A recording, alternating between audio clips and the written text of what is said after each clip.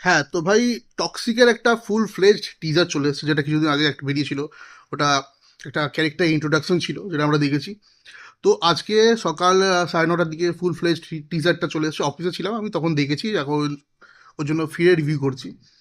তো কেমন লাগলো টক্সিকের টিজার? দেখো, এখানে আমি একটা কথা বলতে পারি। টক্সিক এমনিতেও অনেক দিন ধরে ডিলে হয়েছে, প্রায় 2 বছর সিনেমাটা, 2 বছর না 1 বছর সিনেমাটা ডিলে ছিল। তার উপরে যখন জানা গেল যে 19 মার্চে রিলিজ হওয়ার পরে, যখন রিলিজ হবে সেই টাইমে ধুরন্ধর পার্ট 2 দ্য রিভেঞ্জ আসবে, একটা গরমাগর্মি মাহল তো ছিল অবভিয়াসলি। সেইটা ধুরন্ধর থেকে একটা এক্সপেকটেশন করে নিয়েছিল লোক, যে ধুরন্ধর পার্ট 2 যখন আসবে অবভিয়াসলি মারাত্মক কামাবে। বাট টক্সিকের হাইপও কম ছিল না। কারণ কেজিএফ চ্যাপ্টার 2 এর পর ইয়েসের ডাইরেক্ট এটা ফিল্ম, যেটা কিনা প্যান ইন্ডিয়া রিলিজ হচ্ছে এবং খুব বড় গ্র্যান্ডারে রিলিজ হচ্ছে। টিজারটা এবার যদি বলি কেমন লাগলো, আমি তোমাকে সিরিয়াসলি বলতে চাই। দেখো, টিজারটা নিয়ে আমার কাছে মিক্সড রিয়াকশন আছে। ফার্স্ট অফ অল আমি বলি, সিনেমাটার দুটো, একটা প্লাস পয়েন্ট আছে, একটা নেগেটিভ পয়েন্ট আছে, যেটা আমার টিজার দেখে মনে হয়েছে। সব থেকে বড় প্লাস পয়েন্ট হচ্ছে ইয়াস।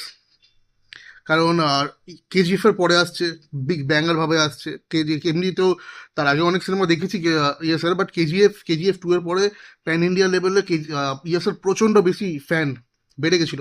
তারা ওয়েট করেছিল কখন আসবে। তো একজন pan India superstar action hero kind of ব্যাপার, সবাই দেখেছি কেজিএফ দিয়ে কি আগুন লাগিয়েছিল। তো সেই জন্য এটা একটা প্লাস পয়েন্ট আছে, একটা বড় সড়ো ওপেনিং দেবে, মারাত্মক বাম্পার ওপেনিং দেবে। এবার নেগেটিভও আমি বলবো যে ইয়াস নিজেই, কারণ যেটা টিজার দেখলাম ইয়েসের এক্সট্রা কিছু দেখতে পেলাম। সেই বড় চুল, সেই বড় হেয়ারস্টাইল, সেই গ্যাংস্টার ভাইব, সেই অ্যাকশন, মানে কাইন্ড অফ মনে হচ্ছিল যে কেজিএফ থেকে এখনো বেরোতে পারেনি। রকি ভাই যে ক্যারেক্টারটা, সেটা ধরে রেখেছিল।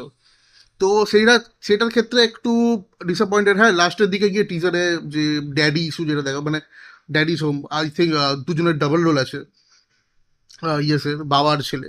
তো দেখো, এরকম কি স্টোরি আমরা দেখিনি এর আগে। রিসেন্ট জওয়ান থেকে শুরু করে আরও goat, greatest of all time, যেটা থালাপতি বিজয় বেরিয়েছিল, ওখানেও মারাত্মক অভিনয় করেছিল। বাট সেম জিনিস নিয়ে আমরা এই ইস্যুটা দেখে ফেলেছি, এরকমভাবে অনেক সিনেমা হয়েছে।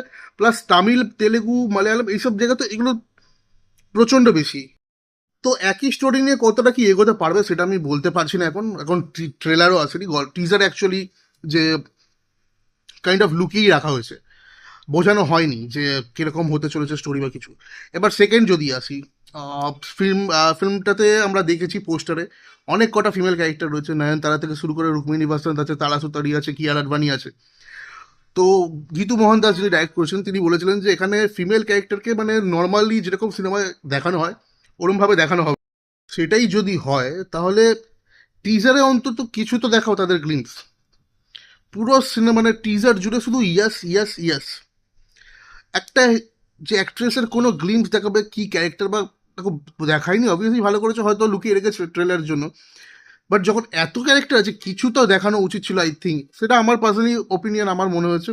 তোমাদের নাও হতে পারে, সেটা নিয়ে কোনো বড় ব্যাপার নয়। আর যেটা সব থেকে বেশি আমার লেগেছে, ভিএফএক্সে প্রচুর টাকা খরচা করা হয়েছে।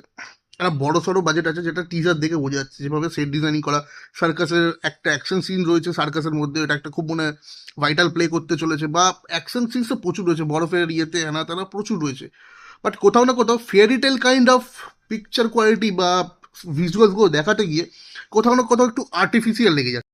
হাতির সিন বলো একটা আছে, বা গাড়ি যখন চেস করছে, গাড়ি উড়ছে ওইখানে, আরও দু তিনটে বরফের কিছু সিনস রয়েছে যেগুলো ফেরিটেল লুক দিতে চেয়েছে। বাট সিনেমাটার নাম আছে যে ফেরিটেল ফর গ্রোন আপস। বাট কোথাও না কোথাও গিয়ে এআই ইউজ হয়েছে, এটুকু গ্যারেন্টি, এটা বোঝা যাচ্ছে। বাট এত কোটি টাকা খরচা করে কোথাও গিয়ে যদি তোমার মনে হয় যে আর্টিফিশিয়াল লাগছে। কেজিএফে দেখো, কেজিএফে যেটা দেখেছিল ডার্ক টোন রেখেছিল, ওটা একটা নতুন জনর, নতুন টাইপের ছিল আমাদের কাছে।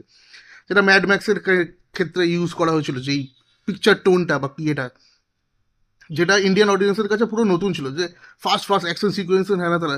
কিন্তু এখানে আমার মনে হলো না এরকম কিছু এক্সেপশনাল আছে বলে। আমার বিশেষ করে অনেক ফ্রেম তো বললামই আর্টিফিশিয়াল লাগছিল।